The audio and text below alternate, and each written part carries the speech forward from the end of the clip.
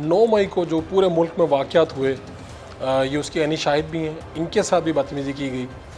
9 मई को क्या हो रहा था कोर कमांडर हाउस के बाहर, कौन लोग क्या लीड करके लेके गए, क्या एक प्लानिंग के तहत था, सारी बातें इन्हीं से पूछते हैं।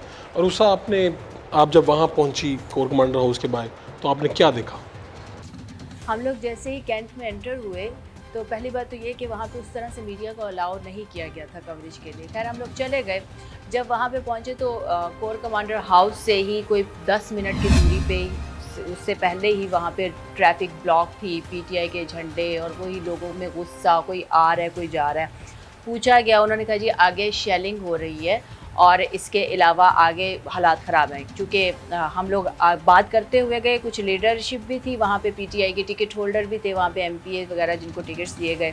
बातचीत करते ही हम लोग मज़ीद आगे गए हैं। जो फुटेजेस बना रहे थे, मेरे 2 कैमरामैन थे साथ, एक मैं थी, हमारे एक एंकर थे, उन्होंने बाद में वहाँ पर आना था, वो रास्ते में थे। पहुँचे वहाँ पर हम लोग कोर कमांडर हाउस में अंदर एंटर हुए हैं तो गाड़ियों को आग लगी हुई है।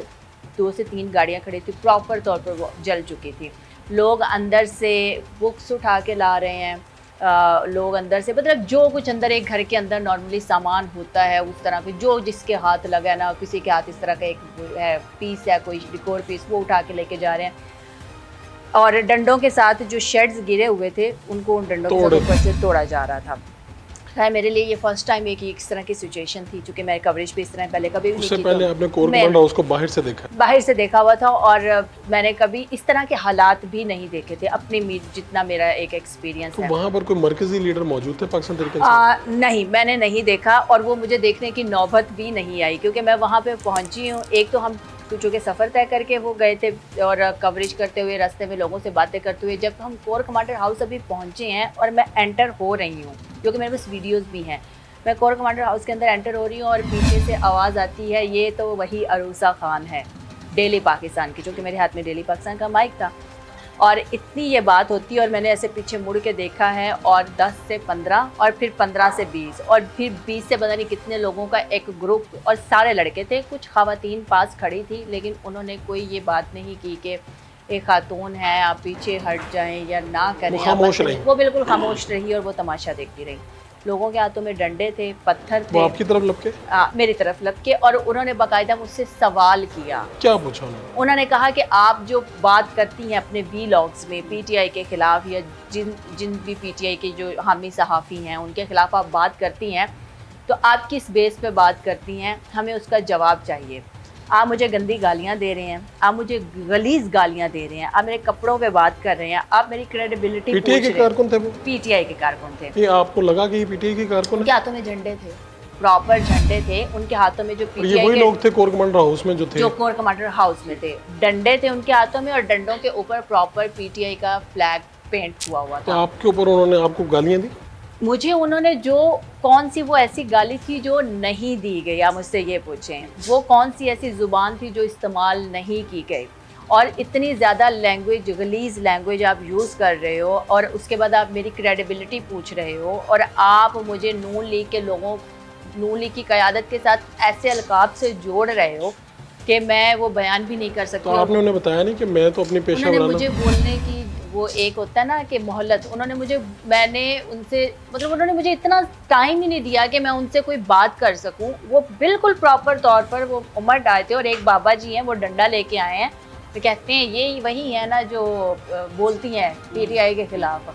तो मेरे कैमरामैन ने उनको थोड़ा सा कहा कि जी ये वो नहीं है, सिर्फ इस वजह से कि कहीं वो डंडा मेरे सर पे ना पड़ जाए। तो फिर वहाँ से कैसे आप बचे और क्या कुछ पीटीआई नहीं सहाफ़ी थे हमारे निजी टीवी के, जिन्होंने मुझे पहचाना, मैंने उनको पहचाना और उनके आने पे मुझे थोड़ा सा हौसला हुआ कि चलो कोई तो आए। फिर उसके बाद कुछ यूट्यूबर्स थे, वो आए और उन्होंने फिर इस तरह हसार बनाया और मुझे निकाल रहे हैं, और वो लोग बाकायदा प्रॉपर तौर पर पीछा कर रहे हैं और वो मुझसे जवाब मांग रहे हैं। तो मैं ये कहती हूँ कि आप एक औरत को, हर सहाफ़ी की भी एक राय है, अगर उन लोगों को अपनी आवाज़ या अपनी जो भी वो कहना चाहते हैं उसको कहने का हक़ है और आज़ादी है, तो हम सहाफ़ी होने के साथ हम भी पाकिस्तानी शहरी हैं, हम भी अगर किसी प्लेटफॉर्म पे कोई बात कर रहे हैं तो हमें उसकी आज़ादी है, इख्तलाफ किया जा सकता है, लेकिन इस पे इख्तलाफ हमला किया नहीं जा होना सकता चाहिए। है, लेकिन इसका मतलब ये नहीं है कि चंद लोगों को या एक गिरोह के चंद लोगों को मेरी बात से इख्तलाफ है और उनको मेरी वो बात पसंद नहीं है तो वो मुझे कत्ल करने की धमकियां दें।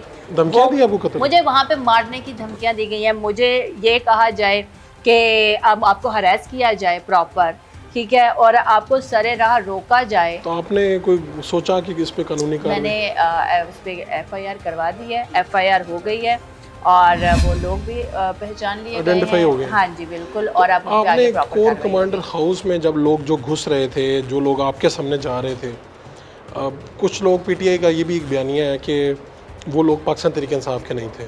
आपको लगता है कि ये बयानिया दुरुस्त है या इसके बारे में? PTI पाकिस्तान तहरीक इंसाफ के वो लोग नहीं थे तो फिर PTI के टिकट होल्डर्स वहाँ पे क्या कर रहे हैं? नहीं, PTI के टिकट होल्डर्स उनको रोक रहे होंगे कि आप कोर कमांडर हाउस में ना जाएं, ऐसा देखा प्रॉपर आपने? बयान पढ़े हैं ऑन रिकॉर्ड, आप मेरा प्रोग्राम उठा लें, उसमें प्रॉपर टिकट क्या होल्डर्स कह रहे थे। हैं? उन्होंने कहा है कि जी इमरान खान हम लोगों के साथ इन्होंने जो पहले किया तो उसका जो है जवाब वो इनको मिला।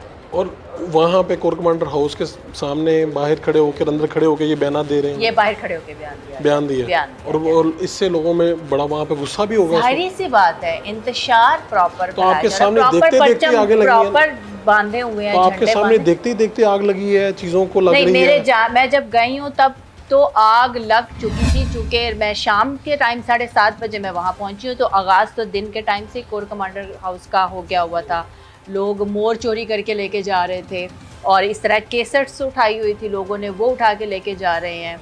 और इसके अलावा बुक्स थी, बुक्स तो प्रॉपर पकड़ी हैं तो वो गिर गई हैं नीचे, और बुक्स उठा के लेके जा रहे हैं, जिस बेस पे हमारे जो बाकी एंकर्स थे उन पे डंडे बरसाए गए। और उस टाइम पे फिर लाइट बंद की है हम लोगों ने अपने कैमरे की, और लाइट बंद करके वहाँ से निकले हैं ताकि कुछ आपने नजर ना आए। पहले भी कवरेज की है, कभी कैंट में आपने ऐसा माहौल पहले कभी देखा?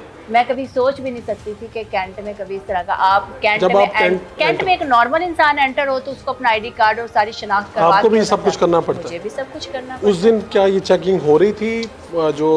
उस दिन भी चेकिंग हो रही थी और हमने कहा था कि हम मीडिया से हैं तो उन्होंने कहा था ठीक है आप जाएं। ठीक है, बहुत शुक्रिया आपका।